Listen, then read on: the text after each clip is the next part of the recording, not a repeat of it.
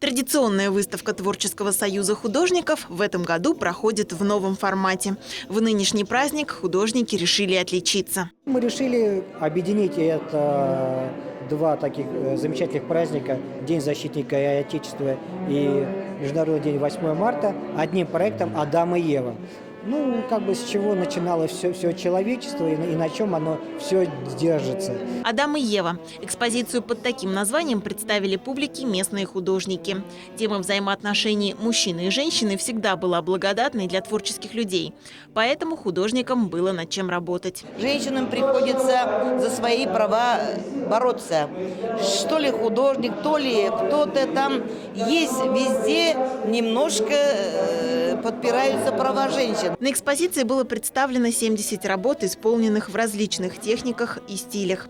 Причем часть из них к теме вернисажа имела весьма косвенное отношение.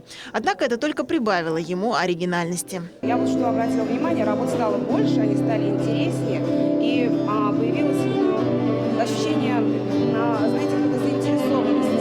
Критики, хотя и остались довольны, но все же высказали замечания и организаторам, и художникам. На выставке, посвященной женщинам, оказалось очень уж мало женских изображений. К следующему разу полотна с красавицами нашими или отдельно, или вместе с вами, но себя художник, не фотограф, подкорректировать может.